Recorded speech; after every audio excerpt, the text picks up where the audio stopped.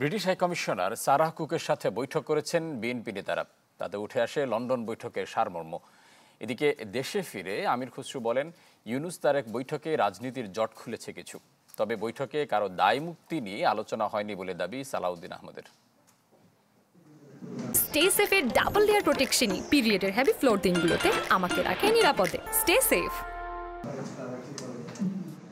কেমন হলো লন্ডন বৈঠক, সে বিষয় জানতে ব্রিটিশ হাইকমিশনার সারাহ কুক যান রাজধানীর গুলশানে বিএনপি চেয়ারপারসনের কার্যালয়ে।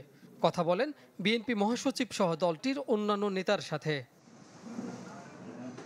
বৈঠক শেষে বিএনপির স্থায়ী কমিটির সদস্য ডক্টর আব্দুল মঈন খান বলেন, জনগণ ভোটাধিকার প্রয়োগে উন্মুখ। বাংলাদেশের একটা গুণগত পরিবর্তন হয়েছে 13 জনের মিটিংয়ের পরে, এটা কিন্তু অস্বীকার করার কোনো উপায় নেই। যে কথাই বলুক না কেন, মানুষ এখন উৎসাহী, একটা সামনের দিকে তাকাচ্ছে। মানুষ সেখানে চিন্তা করছে যে দেশে আবার গণতন্ত্র ফিরে আসবে। এই গণতন্ত্রের জন্যই তো বাংলাদেশ সৃষ্টি হয়েছিল। এদিকে লন্ডন থেকে ফিরে বিমানবন্দরে কথা বলেন আমির খসরু মাহমুদ চৌধুরী। তার মতে লন্ডন বৈঠকে জট খুলেছে কিছুটা।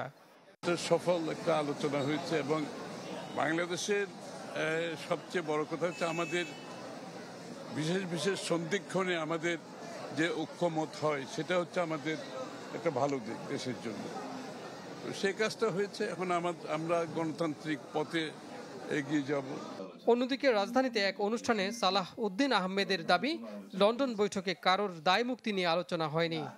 কারো দায় মুক্তির বিষয়ে আমাদের কোনো আলোচনার প্রসঙ্গ ছিল না। সংবিধান যেহেতু এখন চালু আছে, সাংবিধানিকভাবে সরকার চলছে, সংবিধান যেভাবে বলছে উপদেষ্টা গণমন্ত্রীর মর্যাদা ভোগ করবে এবং মন্ত্রীরা হওয়ার জন্য আর্টিকেল 66 অনুসারে যে সংসদ সদস্য হওয়ার সমস্ত যোগ্যতা থাকতে হয় সেটা উপদেষ্টা মণ্ডলীকে মাথায় রাখতে বলবো। সেখানে কিন্তু বিদেশি নাগরিকত্বের বিষয়টা অনুমোদন করা নাই।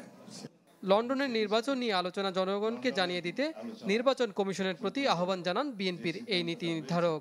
সেটা খুব শিগগির ইলেকশন কমিশনে যথাযথ প্রক্রিয়ায় কমিউনিকেট করবেন বলে আশা করি। কাজী ফয়সাল, চ্যানেল 24, ঢাকা।